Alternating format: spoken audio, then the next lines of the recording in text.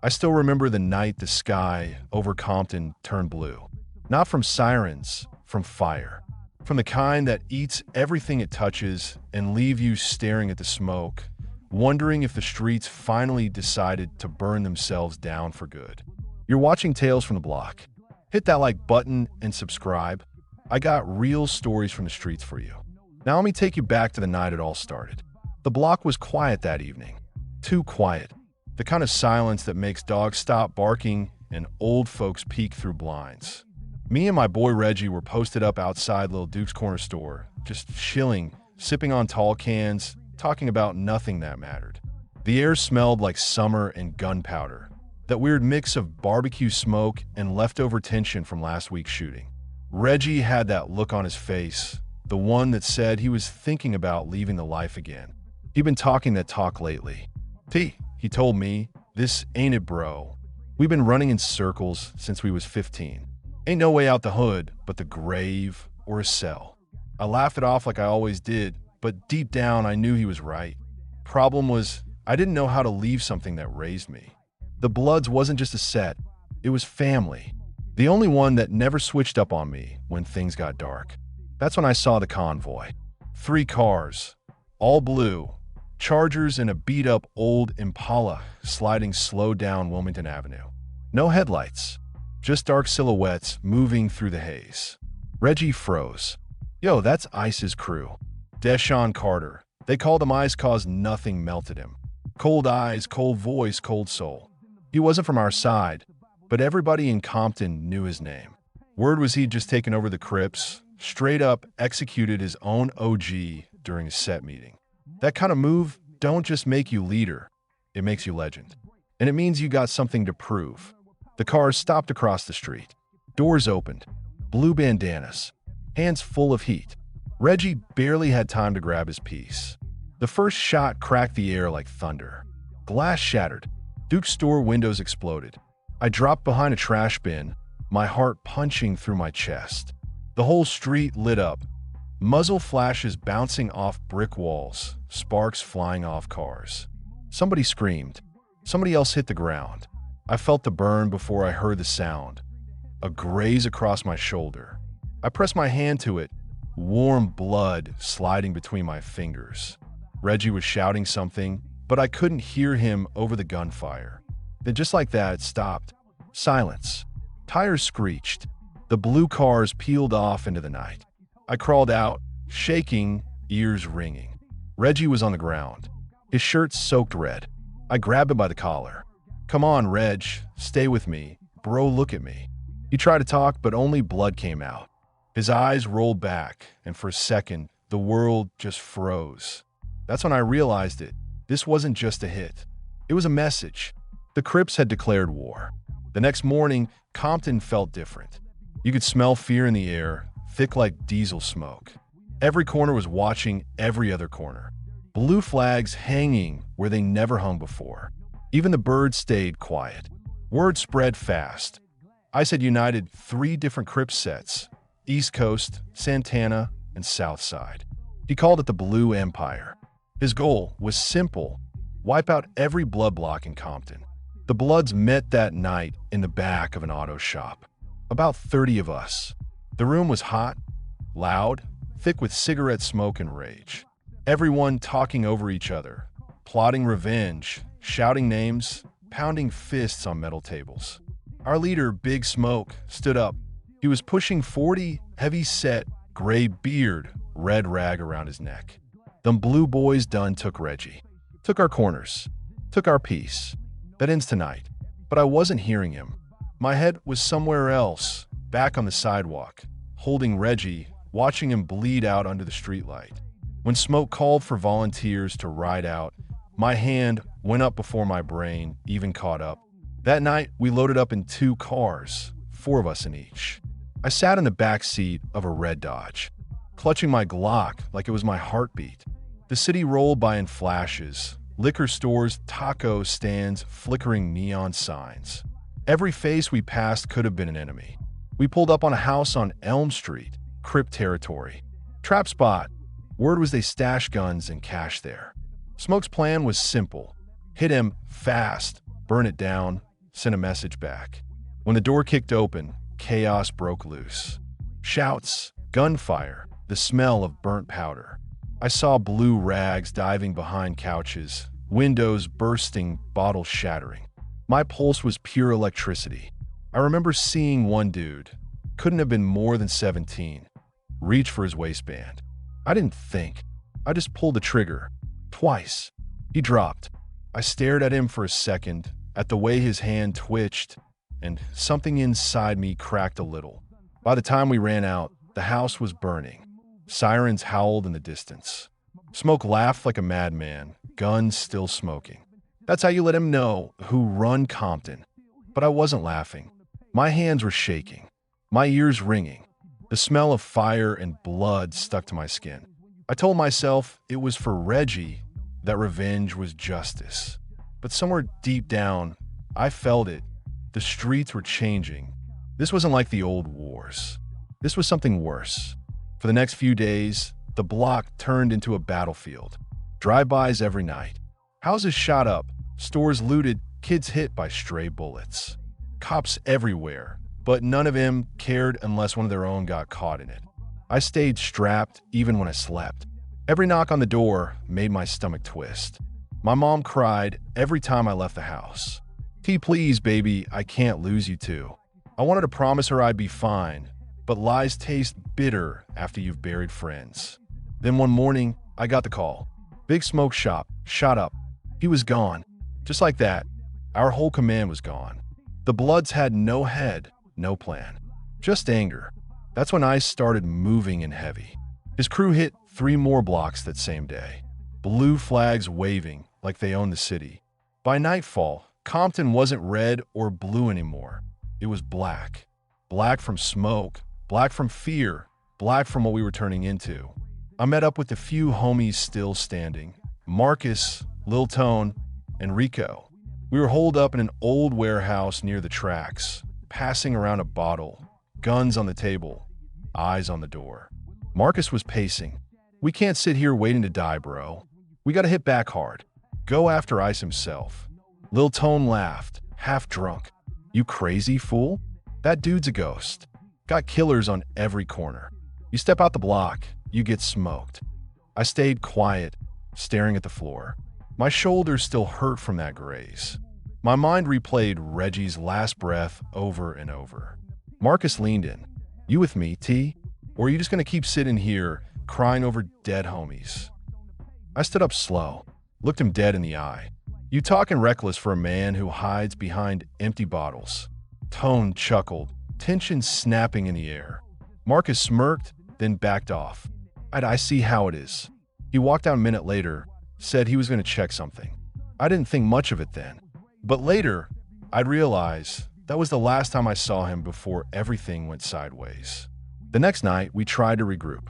About 10 of us met at the basketball court behind Carver High, our old hangout spot. We lit a bonfire in a trash can, talked about setting up a trap to catch some of Ice's boys. But we didn't know they already knew. Out of nowhere, headlights, then silence, then the roar of engines. Blue Chargers again, rolling in from both ends of street. Get down, I shouted, diving behind the bleachers. Gunfire ripped through the night. Bullets pinged off metal poles, sparks flying like fireworks. Tone got hit in the leg. Another homie dropped beside him. The smell of hot metal filled my nose. It was a setup. They knew where we'd be. Someone told them. When the shooting stopped, I crawled through the dirt, dragging Tone with me. My ears ringing, lungs burning. I looked around, half her crew gone. I pulled my phone, hands shaking, called Marcus. No answer. Called again. Nothing. That's when I knew. By dawn, I was back at my mom's house, hiding out. Curtains drawn, TV off, gun on my lap. The neighborhood looked like a war zone. Broken windows, burnt cars, police tape flapping in the wind. I turned on the news. They called it a surge in gang-related violence. Made it sound like numbers on a chart, not bodies in the street.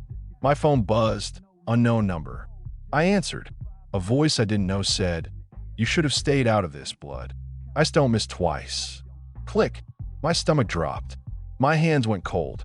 They had my number, my name, maybe even my address.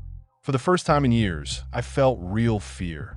Not the kind you feel in a fight, but the kind that crawls inside your chest and won't leave. I looked out the window, sun barely rising over the rooftops, painting the smoke in orange light. Somewhere out there, Ice was celebrating. Somewhere out there, Marcus was probably standing next to him. And I swore to myself, right then I was going to find him. I was going to find out who sold us out. The war had just begun. When the sun came up that morning, the whole block smelled like smoke and fear. The war had only been running a week, but it already felt like a lifetime. Every sound, a car, door slamming, a trash can falling, made my heart jump like another round was coming. I hadn't slept right since that night at the basketball court. Every time I closed my eyes, I saw Reggie on the ground again, and I heard the crack of that last bullet. The hood was bleeding. Nobody talked loud anymore. Even the dealers moved different. Hoodies up, heads low, one eye on the street. You could feel Ice's presence everywhere, like cold wind sneaking through cracks in the walls. He had the Crips moving like a real army.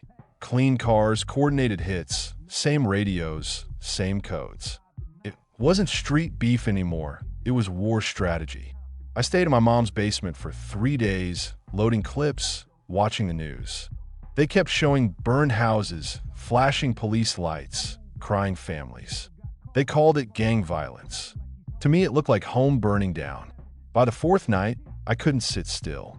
I threw on my red hoodie, pulled my chain tight, and stepped out. The air outside was heavy with silence. Even the sirens had given up. I walked past the corner where me and Reggie used to hang, where his blood still stained the curb darker than the asphalt. I made a promise right there. I was going to find who sold us out, even if it meant dying on the same block we grew up on. I started asking around, quiet, careful. Some of the homies were still hiding, some locked up, some already gone. But everyone whispered the same thing. The Crips knew too much. They hit stash houses we never talked about, ambushed meetings nobody outside our set should have known. Somebody was feeding Ice information straight from inside our circle. That thought made my skin crawl. I ran through names in my head. Couldn't be Tone. He was still limping from that shot. Couldn't be Lil Smoke. He was doing time. And my mind landed on Marcus. Always disappearing. Always on the phone. Always had money when the rest of us were broke. The memory of him walking out that warehouse flashed again, and my gut twisted. I didn't want to believe it. Me and Marcus went back to middle school fights and stolen bikes. He was there the first time I got jumped, the first time I held a gun. But sometimes the ones closest to you are the ones holding the knife. That night, I went to see Tone. He was holed up in a friend's apartment near Rosecrans, leg wrapped in dirty gauze, pistol on the table. His eyes were sunken, his voice tired. "You sure you want to keep digging, T?" Folks disappearing just for asking questions. I lit a cigarette, stared out the cracked window. I ain't gonna let my boy die for nothing. Reggie ain't no number. Tone sighed. Then be careful who you trust. Heard Marcus been hanging around some blue corners lately. Says he got family out there now. Maybe he's just moving funny, maybe not. That was all I needed. I found Marcus the next day behind the liquor store off Long Beach Boulevard, counting cash with some dude I didn't recognize. Blue hat, blue laces. My blood boiled just seeing it. I walked straight up, no words, no warning. The dude in blue backed off quick. Marcus looked up, startled. "T, what you doing out here, bro?" I stared at him. "Should be a skin you the same thing." He laughed, nervous. "Man, it ain't what it looked like." "Then tell me what it is." He hesitated, eyes darting left and right. "It's business. We trying to keep peace, you feel me?" I stepped closer, gun visible under my hoodie. "Peace? You call snitching to Ice peace? You sold out Reggie. You sold out Smoke. You sold out the whole set." He froze. That second of silence said everything. "Look, T, they made me. Said they'd kill my sister if I didn't." I swung first, caught him in the jaw. He stumbled back, dropped the cash. "You could have come to us." I shouted. "We family." Tears welled in his eyes, but fear stayed stronger. "You don't get it, man. Ice don't threaten, he delivers." The sound of tires screeching cut through the air. A blue Charger turned the corner fast. My instinct screamed. I grabbed Marcus by the collar, dragged him behind the dumpster just as gunfire tore through the alley. Bullets punched holes in brick, sparks raining over us. The car sped off as quick as it came. I turned back to Marcus, breathing hard. They were aiming for you or for me? He didn't answer. I pressed the gun to his chest. You decide right now who you stand with. He swallowed hard, shaking. If I help you, they'll kill me. I looked him dead in the eyes. They already tried. He nodded slowly. I'll tell you where they're meeting. I's got all the sets gathering at an old warehouse near Gardena tomorrow night. Big shipment, big talk. You catch him there, you'll end this. I pocketed the info, stood up. Don't run, Marcus. If you disappear again, I'll finish what they started. He didn't move, just stared at the ground like the pavement could forgive him. That night, I couldn't sleep. The city outside felt haunted, sirens echoing off empty streets, helicopters painting blue light over rooftops. I sat by the window, gun on my knee, thinking about all the faces I'd lost.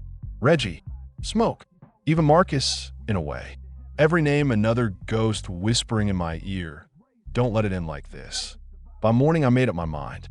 If Ice wanted war, I'd bring it to him. Not with an army, just me. The warehouse sat by the old train yard, half collapsed, covered in graffiti and dust. I got there early, hiding behind a stack of rusted containers. Hours passed. The sun bled into the horizon, and the air turned electric. Then came the sound. Engines, doors slamming, footsteps, blue bandanas everywhere. At least 20 of them. And in the middle, Ice himself. He looked even colder in person, tall, clean fade, blue varsity jacket, diamond grill catching the last light of the day. He talked calm, hands in pockets, while everyone else listened like he was scripture. I crept closer, trying to catch words. Next move, we hit Rosewood. Burn out every red left. No survivors. Laughter followed. My hand tightened on the trigger. One shot and I could end it. But then I saw Marcus, standing right next to Ice, talking, smiling. My stomach dropped like a stone. He played me again, fed me to the wolves. I didn't think, I ran. The shout came first, then bullets. Metal screamed as rounds tore through the containers. I dove behind one, firing back blind. Sparks danced across the steel. A bullet clipped my ear. Pain flashed white. I crawled toward the fence, ducking, heart hammering. The night exploded, sirens, gunfire, shouting. I don't know how long it lasted. I only remember the moment I rolled under the fence, stumbled through weeds, and kept running until my lungs felt like fire. I made it to Tone's place, bleeding and half deaf. He pulled me inside, locked the door, looked me up and down. What the hell happened? Marcus set me up. Again. Tone cursed under his breath, pacing. We can't win like this, T. He's feeding Ice everything. We're ghosts out here. I slammed my fist on the table. Then we turned the game upside down. No more defense. We go for his head. Tone looked at me long and hard, then nodded. You sure? Once we move, ain't no going back. I've been past that point since Reggie died. We spent the next day planning. Tone called in 2 more homies from Inglewood. Quiet types, no social media, no drama. We grabbed what guns we could find, filled duffel bags with ammo, and waited for nightfall. The plan was simple. Lure Marcus out, make him lead us to Ice, finish it before dawn. When the sky turned black, we rolled out in an old Buick with the headlights off. My stomach felt like a knot of wires. I wasn't sure if I was hunting revenge or just trying to feel something other than guilt. We found Marcus behind that same liquor store just like before. This time I didn't sneak. I walked straight up, gun raised. Tone and the others spread out behind me. He froze when he saw us. T, wait. Save it, I said. You lied again. You gave me up to Ice. I swear I didn't. They followed you, that's all. Then where's your blue friends now? He opened his mouth, but the answer came in the form of squealing tires. 2 cars speeding down the alley. I dove left as gunfire erupted again. Marcus screamed. When I looked back, he was on the ground, chest full of holes. The cars peeled off before we could fire back. Tone crouched beside him. He's gone. I stood there, breath ragged, staring at the lifeless body of the man who betrayed us and still died wearing red sneakers. A strange calm washed over me. The war had eaten another soul. Tone looked up. What now? I glanced toward the direction the cars had gone, the city lights flickering like dying stars. Now we finish this. Ice thinks he killed the last of us. He's wrong. The night stretched silent as we drove through back streets. Every block another memory of something we lost. Smoke's shop burned out. Reggie's old house boarded up. The basketball court empty, just the echo of gunshots where laughter used to be. I realized then what the war had really done. It stripped the color from the block. No red, no blue, just gray. By the time we reached the outskirts near the riverbed, dawn was creeping in, painting the sky with pale light. Tone parked the car and turned to me. You ready for whatever comes next? I nodded. Ain't about ready anymore. It's about ending it. He handed me a fresh mag. Then let's make the streets remember who we are. That morning, as the sun rose over Compton, I walked alone toward the ruins of the warehouse. Smoke still drifted from last night's firefight. My blood felt like ice, my heart steady. I knew the next move would decide everything. The war wasn't about colors anymore. It was about survival and redemption. And I wasn't done fighting. The city never really sleeps, but at dawn, it pretends. The streets were quiet now, too quiet, as if even the wind didn't want to carry the sounds of what was coming. I walked down the cracked sidewalk alone, hoodie up, gun heavy under my jacket. Behind me, Tone's old Buick disappeared into the fog, his words still echoing in my head. Don't let this turn you into what you're fighting. Too late for that. The warehouse stood ahead like a ghost of last night's war. Black smoke curling from broken windows, the air thick with the smell of burnt oil and blood. Cops had already come and gone, yellow tape fluttering like dying flags. I slipped under it and stepped inside. Everything was still. Empty shell casings glimmered under shafts of weak sunlight. Every echo of my footsteps sounded like a heartbeat I didn't have anymore. I wasn't here for trophies. I was looking for signs, clues that ice was still breathing. And I found one, a single blue bandana, half soaked in blood, nailed to a crate. Fresh. He'd been here, or someone who wanted me to think he had. My chest tightened. I knew how this story went.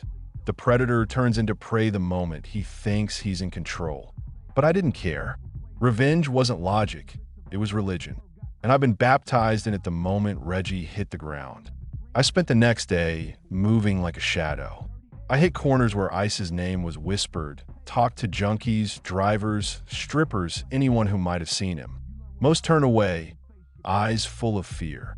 One old head, sitting outside a liquor store, finally said something. He don't hang on the block no more. Moved uptown, near the hills. Some trap house, pretending to be a studio. You didn't hear it from me. A studio. That was Ice. Always wanted to look like a businessman, while people bled for him in the streets. I thanked the old man, dropped a crumpled 20 in his lap, and kept walking. By nightfall, I was there. This studio was a 2-story house behind a chain fence, neon light flickering over the sign that read Ice Records. A couple of SUVs parked out front, blacked out. Security guards smoked by the gate, blue rags tucked in their pockets. Every instinct told me this was suicide. But when you lose everyone, death stops feeling like a threat. It starts feeling like a promise. I waited across the street, watching patterns, timing rotations. 2 guards, 1 door camera, another in the backyard. I had 1 silencer, 1 clip, and a head full of ghosts. When the streetlight blinked out, I moved. The first guard never saw me. 1 step, 1 choke, 1 body dragged behind a trash bin. The second turned when he heard the scuffle, but by the time his gun came up, mine was already whispering thunder. The muffled pop disappeared into the night. He fell hard, eyes wide open to a sky that didn't care. I scaled the fence, landed quiet, crept to the back door. Voices floated from inside. Laughter, a bass line from speakers, bottles clinking. Ice wasn't hiding. He was celebrating. I eased the door open and slid into a kitchen glowing with blue LED strips. The smell of weed and cheap champagne hit me first. Then I heard him, that smooth, cold voice I'd only heard through rumors and screams. Another night, another win. They thought the Bloods could touch me. They forgot who runs these streets. My fingers clenched on the gun. I peeked through the doorway into the main room. I sat on a leather couch, 3 women around him, 2 armed guards by the door. The blue diamond grill flashed every time he smiled.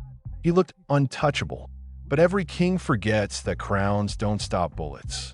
I could have shot him then, one clean shot, but something in me wanted him to know, to see my face, to understand what he did. So I stepped out of the shadows. You talk too much for a dead man. The room froze.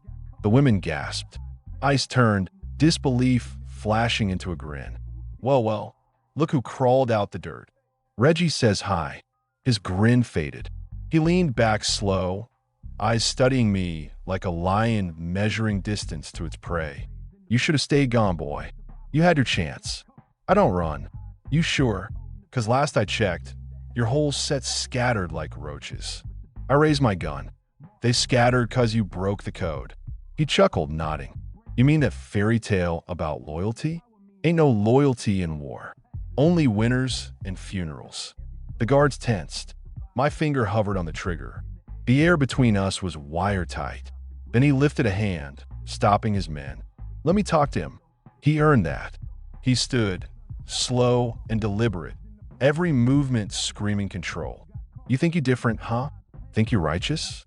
You pulled triggers too. You fed the same streets that took your boy. Don't stand there and act like you cleaner than me. I felt my jaw clench. Difference is, I still remember their names. He smiled again, a dead man smile. Names fade, homie. Only power stays. I shot him. The silence that followed was louder than the gun. The bullet caught him in the shoulder, spinning him into the wall. The women screamed. The guards opened fire. I dove behind the couch, glass exploding around me. The room turned chaos, smoke, gunshots, shouting. I popped up, fired twice, one guard dropped. The other ducked, reloading. I moved fast, rolling across the floor, grabbed a bottle, smashed it over his face, then pulled the trigger point blank. When the echoes died, the only sound was ice groaning on the floor. Blood soaked through his jacket. He looked up at me, fury burning through the pain. You think this ends it? There's 100 more like me. Then I'll find everyone. I raised the gun again, but before I could shoot, headlights flared through the front window. Tires screeched. Blue lights, cops. Sirens roared closer. Someone had called it in. Ice laughed weakly. Guess we both losing tonight. I backed toward the rear door, grabbed a duffel from the floor, cash, phones, maybe leverage. As I slipped out the back, I heard him whisper, "Run while you can, soldier. You just started a war that'll never end." I disappeared into the storm drains beneath the freeway, blood on my hands, echoing sirens above. The city's underbelly smelled like rust and rot. Every drop of water that fell from the pipes sounded like a ticking clock counting down to something I couldn't see. When I finally climbed out miles away, dawn was breaking again. My phone buzzed tone. You alive? Barely. News says ICE's place got hit. They think it's a rival crew. I exhaled. He's not dead. I saw him breathing.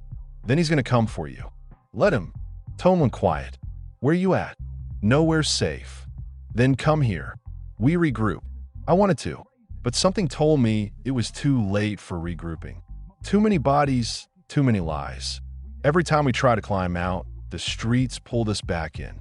I hung up without answering. Days blurred together. I stayed in abandoned houses, lived off gas station food, moved like a ghost. The city changed around me. More cops, more raids, more fear. Every corner looked like a memory. I couldn't tell if I was hunting ice or running for myself anymore. Then one night, while hiding in a laundromat, I saw it on the TV. Breaking news. Local gang leader hospitalized after ambush shooting. Police investigating possible retaliation attack. There he was. Ice. Bandaged. Handcuffed to a hospital bed, but alive. The reporter said he was under 24-hour guard. No visitors. Nobody. That should have been enough. Justice, sort of. But something inside me didn't believe in justice anymore. If he lived, Reggie's death meant nothing. The war would keep spinning. The block would never breathe. So I decided to end it properly. The hospital sat on the edge of downtown, surrounded by patrol cars and tired nurses. I waited until 3 a.m. when the halls were empty and the guards half asleep. I walked in wearing stolen scrubs, mask up, fake ID tag hanging from my neck. The plan was simple. In, silence the guards, and eyes vanish. My heart thudded slow but steady as I moved through the corridors. Each step echoed like a countdown. I passed patients sleeping, machines beeping, the faint smell of antiseptic masking blood. Room 408. That's where they kept him. 2 cops outside the door, bored, scrolling their phones. I approached with a clipboard, faking calm. Need to check his vitals. Quick update from DR. Harris. One cop looked up, skeptical. This late? Orders from upstairs. You want the chief calling you at dawn. He sighed, waved me in. Make it quick. The door shut behind me. Ice lay there, pale but awake, eyes half open. The second he saw me, his smirk returned. I knew you couldn't stay away. I pulled the gun from under my coat, suppressor already screwed on. This time, no speeches. He chuckled weakly. Go on then, hero. Pull the trigger. But when you do, know you just made me a legend. Street's gonna whisper my name long after you rot. I hesitated. The words hit something raw. All my life, the streets were the only thing that ever gave me a name.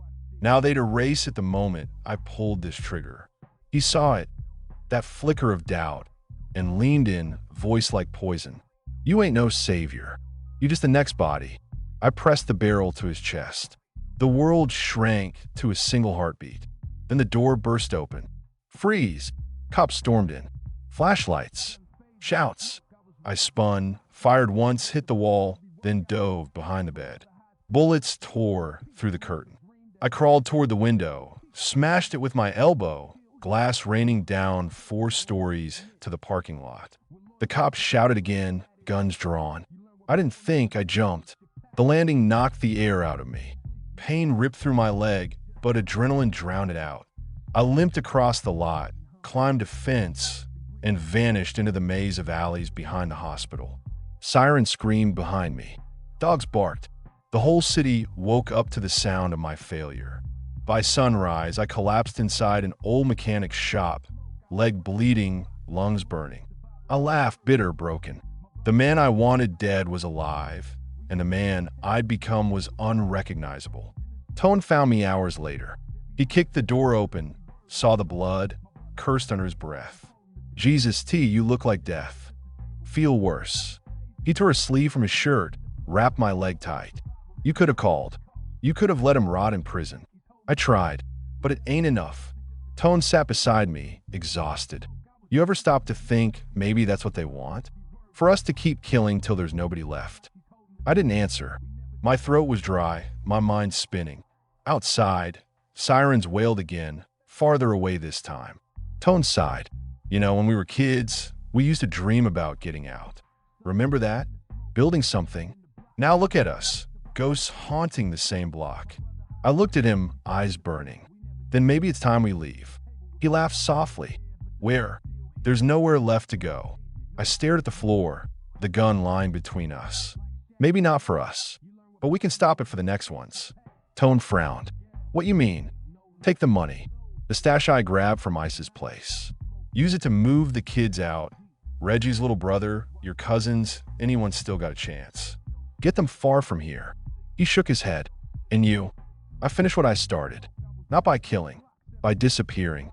Tone stared for a long time, then nodded slowly. You serious, huh? Never been more. He stood, shoulders heavy. If I don't see you again. You won't, I said, and forced a small smile. That's the point. He left without another word. That night, I walked alone through the heart of the city one last time. The lights reflected off puddles like blood and mercury. Every building, every alley whispered memories. Laughter that used to echo. Faces that would never come back. I passed murals painted for the dead, names scrawled in red and blue. I stopped in front of one. Reggie's face, spray-painted big, smiling like he used to. Someone had written beneath it, "No king lasts forever." I stared at it until my eyes blurred. Then I took the bandana from my pocket, red faded to brown, and tied it around the pole beside the mural. "Rest easy, brother," I whispered. "We done." I turned and walked away. No more guns, no more colors, just silence. Behind me, the city kept breathing, wounded, restless, alive. Somewhere in a hospital, Ice was plotting, waiting, rebuilding. Maybe he'd come for me. Maybe he wouldn't. Didn't matter anymore. I wasn't part of the game. I disappeared into the night, leaving the streets to their ghosts. For the first time in years, I felt something close to peace. They say the streets never forget, but I tried damn hard to make them forget me. 6 months had passed since I vanished. I was living out near Long Beach, in a rundown apartment above a tire shop. No red flags, no street codes, just silence and the sound of the ocean in the distance. I worked nights unloading trucks, cash under the table, fake name on the schedule. Nobody knew who I was. Not Tyrell, not T-Blood, just another ghost trying to stay alive. And for a while, I almost believed it worked. Then one morning, I woke up to the smell of smoke. The TV flickered with breaking news. Gang war reignites in South Central. 5 dead in latest drive-by between Bloods and Crips. The anchor's voice was calm, detached, but I could feel the heat behind those words. The screen showed flashing lights, yellow tape, and a mural I knew too well. It was the corner where Reggie died. My stomach twisted. Then I saw him, Ice, alive, walking out of a black SUV like nothing had happened. Blue bandana around his neck, cameras flashing. The reporter said he'd been released from custody due to lack of evidence. He was already calling himself the king of the city. That's when I knew peace was a lie. I turn off the TV, stare at my reflection in the cracked mirror. The man looking back wasn't a civilian. He was a soldier pretending to be one. The streets had carved too deep into me to ever heal. And just like that, I packed my bag, slipped the old gun into the waistband, and headed back to South Central. The block looked different. New murals, new soldiers, new ghosts. But the air smelled the same. Gunpowder, weed, and fear. Tone's old spot was boarded up. I found him 2 streets over, sitting on the hood of his car outside a liquor store. When he saw me, his eyes went wide. "Ain't no way, I thought you were dead. Maybe I should have stayed that way." He hugged me hard, then stepped back, studying my face. "You heard what's been going on?" "Yeah, I saw the news." "He's back." Tone nodded. Ice took the whole east side. Got young ones running wild, thinking they soldiers. Bloods try to fight back, but it's chaos. Ain't no structure no more. Just revenge and rumors. Who's leading our side? Used to be Lil D, but he got clipped last month. Word is somebody on the inside fed Ice info. Whole set paranoid. I clench my jaw. He's playing the same game again. Turn us against each other. Tone sighed. "You sure you want to get back in this? You had your out." "I had my piece," I said, and he burned it. We spent the next few days rebuilding contacts, old allies, corner boys, even some ex-Crips tired of Ice's rule. Every night, the war crept closer. Gunfire echoed through alleys like thunder. Sirens sang lullabies to the lost. It wasn't just about colors anymore. It was personal. Ice wanted to erase every trace of the Bloods, and he had the muscle to do it. Then, one night, we hit his operation, a stash house disguised as an auto body shop. 5 of us went in. 2 didn't make it out, but we walked away with what mattered. A flash drive full of accounts, deals, and names. Tone plugged it into a laptop later. His eyes widened. "Yo, this got everything. His lieutenants, drop spots, cash routes, even cops on payroll." I leaned in. "That means he's touchable." Tone hesitated. "Yeah, but it also means he knows we got this the second he checks his comms." "I don't care. We in this now." The next day, I sit back harder than I'd ever seen. It started with a drive-by on 112th, then the retaliation, Then the ambush outside the church during a funeral. South Central turned into a war zone. Every night brought new bodies, new graffiti over old names. Bloods, Crips, civilians didn't matter anymore. The cops just watched. Some even got paid to look away. I couldn't sleep. Every time I closed my eyes, I saw Reggie's face. Then Lil D. Then the kids who thought wearing a red rag made them immortal. Tone came to me one night, pale and shaking. He found out, T. He knows we got his data. He's coming. Let him. No, you don't get it. He got people inside. One of ours tipped him off. My stomach dropped. Who? He looked down. Snakes everywhere, bro. I don't even know who to trust anymore. I grab my gun. Then we stop trusting. We start moving. We hold up in an abandoned school on Vernon. Broken windows, graffiti on every wall, old desks stacked like barricades. It felt like a war bunker from another lifetime. Night fell heavy. We sat in silence, reloading, listening. Then, around 2 a.m., we heard it. Engines rumbling outside, doors slamming. Tone peeked through the window. It's them. Blue headlights glowed through the fog. Shadows moved. At least a dozen. Maybe more. Back door, I whispered. We slipped through the hallway, creaking floors under our boots. Then gunfire ripped through the front. Glass shattered. Walls splintered. The sound was deafening. Tone and I dove behind lockers, firing back. The air filled with smoke and screams. They were everywhere. I saw one of them, tall dreadlocks, blue hoodie, crawling through a broken window. I took the shot. He dropped. Tone shouted from across the hall. We're boxed in. Follow me. We sprinted through the gym, bullets chasing our shadows. The exit door was chained from the outside. I kicked it hard, again and again, until it cracked. Tone shoved a desk under the handle and fired through the gap, buying us seconds. Go, he yelled. I kicked once more. The door gave way. Cold night, air hit my face. We ran into the alley, panting, blood ringing in our ears. Then I heard it, that voice. Smooth, icy. Thought you could hide from me, soldier? I stepped out from the darkness, flanked by 2 men. He looked older now, more scarred, but those eyes were the same, sharp, empty. Funny, I said, raising my gun. I was thinking the same about you. He grinned. You had your shot. You missed. Not this time. Tone whispered, T, there's too many. I don't care. I waved a hand. Put the gun down, Tyrell. Let's end this like men. I laughed bitterly.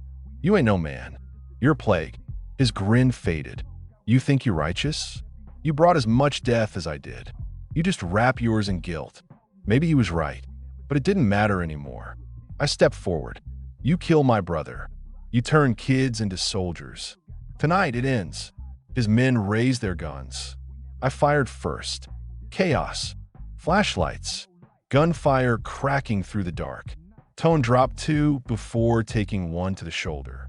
I dragged him behind a dumpster, shooting blind. I ducked behind a car, firing back, sparks flying off the metal. Tone, stay with me. I'm good. He gritted his teeth, bleeding bad. I crawled to the side, flanking. Every second felt like hours. My lungs burned. My ears rang. Then I saw him. Ice, reloading. I came around the car and click, empty. He looked up, smiled. Guess fate ain't with you tonight. He aimed. Then a shot rang out. Not his, not mine. I staggered, eyes wide. Blood bloomed across his chest. Behind him stood Tone, trembling, gun smoking in his hand. Ice fell to his knees, looking at me one last time. Ain't no kings, just crowns in the dirt. Then he collapsed. Silence. Tone stumbled, clutching his wound. I caught him before he hit the ground. You did it, bro, he whispered. You ended it. I looked at Ice's body, lying there under the flickering streetlight. I didn't feel victory, just emptiness. No, I said quietly. It ended all of us. We burned everything that night. The data, the money, the weapons. The flames rose high, painting the sky red and blue at the same time. A funeral for everything we'd lost. Tone survived barely. I stayed with him until the ambulances came, then vanished before the cops could ask questions. By dawn, the block was quiet again. No gunfire, No shouting.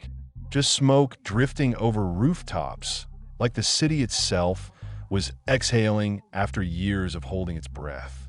I walked to Reggie's mural one last time. The bandana I'd left was still there, faded by the sun. I touched it and whispered, "We done, brother. For real this time." Then I turned away, leaving behind the ashes of kings and killers. The war was over, but the streets, they never die. They just change faces. And somewhere out there, another kid was probably picking up a gun, thinking he was fighting for something real. I knew better now. You don't win on the block. You just survive long enough to tell the story. The sun came up slow over South Central, bleeding gold through the haze. The streets looked calm again, but calm in this city was a trick. It wasn't peace, it was silence before the next scream. I'd been gone 3 months since that night. Moved north, changed my name again, working construction out in Bakersfield. Just another man in a hard hat, trying to bury the past under concrete and dust. But no matter how far I went, the noise followed, the sirens, the echo of gunfire, the memories of faces that weren't coming back. Every morning, I woke at 5 o'clock, stared out the window, and asked the same question. What's left to build when everything you built burned down? One day after work, my phone buzzed with an unknown number. I almost ignored it. Then I saw the name pop up on voicemail. Tone. I froze. I hadn't heard from him since the night we ended ice. When I finally called back, his voice was weaker, raspier. T, we need to talk. Where you at? Same block. It ain't the same, bro. You gotta see it for yourself. I took a bus that night. No lagi, no plan. Just me and the ghosts waiting back home. The city looked different under the streetlights. Shinier, newer, like it was pretending to heal. Murals of fallen kids had been painted over with city-funded hope art, but the cracks were still there, hiding under the paint. I found Tone sitting outside a rehab center. He looked older, skinnier, his arms still stiff from the bullet wound. He gave me that same tired smile. Didn't think I'd see you again, ghost. Didn't plan to come back. Yeah, nobody ever does. We sat in silence for a while, watching kids play basketball across the street. No colors, no flags, just kids being kids. It felt like watching something sacred. Tone said quietly, "Things changed since Ice died. For a minute, it got better. But now it's different." Different how? He pointed to the corner. A group of teenagers stood there, hoodies up, phones out, laughing. One of them had a chain with a little crown pendant. See that? That's Ice's new logo. They call themselves the Frost. I shook my head. You kidding me? Nope. Kids that never even met him run around saying they're his legacy. Talk about the old king like he was a damn legend. I felt my stomach twist. We buried that story. Tone sighed. Not deep enough. The internet dug it up. Some fool uploaded footage from that night. Somebody filmed the fire, the shootout. Now, they got whole channels talking about it. Podcasts, documentaries. They call it the Blood Ghost War. I looked away. They turned it into entertainment. Yeah, guess every tragedy's just content now. That night, Tone took me to his community center, a half-finished building painted red and white, sitting where the old liquor store used to be. He'd started it 6 months ago, helping kids stay off the streets. Inside, a dozen teenagers boxed on worn mats, music blasting from cheap speakers. There was laughter, sweat, life. One kid, about 16, caught my eye. Tall, serious, quick hands. He noticed me watching and came over. You Tyrell. I froze. Who's his skin? Tone told me about you. Said you used to run with the OGs. My uncle was Reggie. The name hit me like a blade. Reggie, your uncle? He nodded. Yeah, my mom said he was like his brother. I didn't know what to say. I'd spent years trying to bury that part of me. And here it was, standing in front of me with the same eyes. What's your name, kid? Malik. I forced a smile. You fight good. He grinned. I train hard. Don't say if I keep at it, maybe I'll go pro. But he hesitated. Sometimes I think about the streets. My friends talk about it. They say it's easy money. Quick respect. I looked at him, really looked. His hands were clean, but his eyes already carried that hunger. I knew that hunger. It was the same one that ruined me. Let me tell you something, Malik, I said quietly. Respect bought fast don't last. It burns up the same night you get it. He frowned. You sound like my mom. She's smarter than me then. He smirked, half annoyed, half amused, and walked off. Tone leaned against the wall. You sound like an old man now. Maybe that's what I am. For the next few weeks, I stayed around the center. Helped Tone fix up walls, coach kids in the ring. It was strange, me, the ex-blood, teaching discipline. But for the first time in years, I felt purpose. At night, though, I couldn't sleep. I'd walk the alleys, hear whispers of the frost growing. They weren't just some dumb kids. They had guns, money, even social media hype. Rumor was one of ICE's old lieutenants, a man named Dre Blue Flame Jackson, was back, claiming leadership. He wasn't as flashy as ICE. He was smarter, quieter, running things like a business. Tone warned me, you don't want that smoke, T. You start digging, you'll wake up what's left of the war. But I couldn't let it slide. I'd seen too much to watch another generation walk into the same fire.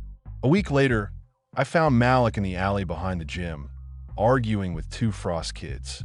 One flashed a gun, the other waved a phone recording. Put that down, I barked, stepping out of the shadows. They turned. One laughed. Who the hell are you? Someone who already lived your mistake. The kid smirked. You one of those washed-up bloods? Man, your time's over. Then why you still wearing a dead man's crown? That hit him. His grin faltered. I stepped closer. You think Ice was a hero? He bled this city dry. He left you nothing but ashes. He sneered. And what you leave? Broken promises? Before I could speak, Malik shouted, Stop. This ain't worth it. But it was too late. The Frost kid raised his gun. I moved first, grabbed his wrist, slammed him against the wall. The gun clattered. He swung at me, wild and scared. I shoved him down, breathing hard. Go home, I said low, before I make you part of another story. They ran. Malik stared at me, stunned. You could have killed him. Yeah, I said, wiping blood from my lip. That's exactly why I didn't. The next day, cops came sniffing around. Word on the street was that the ghost, me, was back. Tone wasn't happy. You promised you'd keep quiet. I didn't start it. Doesn't matter who started it, man. Every time you show up, the past shows up too. He wasn't wrong. That night, I thought about leaving again. Then I got a text from an unknown number. Envelope with arrow, you still alive? Old head? Meet me at 85th tonight. Frost got a shipment coming through. No name. But I knew that corner. That was where Reggie died. I didn't tell Tone. Didn't tell Malik. Just took my gun and went. 85th Street was empty except for shadows. A van idled near the curb, engine low. Figures moved inside, loading boxes, passing bags. I crouched behind a dumpster, heart pounding. Then a voice behind me. Still doing solo missions, huh? I turned. Tone stood there, gun at his side. You followed me? You're damn right. You think I was going to let you die twice? Before I could reply, the van doors slammed. Men stepped out, frost tattoos on their necks. Dre Blue Flame led them, calm as a preacher. Well, look who it is, he said. The legend himself. I raised my gun. You carrying Ice's ghost now? He smiled. No, I'm building his empire. You just killed the wrong dream. Tone whispered, There's too many. Dre nodded at his men. Don't shoot him. I want him alive. He got history I can use. I didn't wait. Fired first. Bullets cracked the night. Dre ducked behind the van. Tone hit one man, I hit another. The air turned to chaos again. Screams, gunfire, adrenaline. Then I heard Tone gasp. He stumbled, blood spreading across his chest. Tone. He dropped to his knees. Go, bro, go. But I couldn't. I dragged him behind a car, trying to stop the bleeding. Dre's voice echoed. You can't outrun history, Tyrell. You are history. I looked up. Maybe. But I write the ending. I threw a smoke grenade. One of Tone's old tricks. The alley filled with gray haze. Bullets whizzed blind. I carried Tone toward the street, coughing, stumbling. We ducked into an abandoned house 2 blocks over. He was pale, sweating. Stay with me, Tone. He grabbed my hand weakly. Don't let them win again. I won't. He tried to smile. Tell the kids we tried. Then his hand went still. And just like that, the last piece of my old world was gone. I buried him the next morning before the sun came up. No priest, no ceremony. Just dirt, silence, and a bottle of cheap whiskey. Afterward, I went back to the center. It was quiet, empty. Malik was sitting on the steps. He looked at me, eyes red. I heard about Tone. Yeah, who did it? I stared out at the street. The same cycle that killed everyone before him. He clenched his fists. Then we hit back. No, I said sharply. That's exactly what they want. He looked confused, angry. So we just let them win? No, we changed the damn rules. Over the next few days, we gathered kids. The ones who looked up to Tone. The ones tired of losing brothers. We used the gym as base, but this wasn't about gangs. It was about reclaiming the streets without blood. I taught them what Tone taught me. How to fight smart, not dirty. How to use their minds, not guns. Malik stepped up as a leader.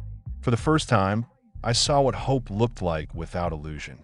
But the Frost weren't quiet. They saw us as a threat. Videos started circulating, fake stories, edited clips of me fighting that night. They called me the Red Ghost, said I was back to rebuild the Bloods. One afternoon, Malik ran in, holding his phone. They come in, what? The Frost. Whole crew.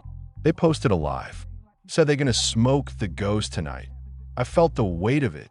Not fear, just inevitability. Get everyone out, I said. Now. No. Eamstein. Malik, I'm tired of running. They took Tone. They ain't talking this place too. By nightfall, headlights glared through the windows. The Frost had come. I stepped outside, hands up, no gun this time. Dre stood across the street with his men. Cameras pointed. Everything was being filmed.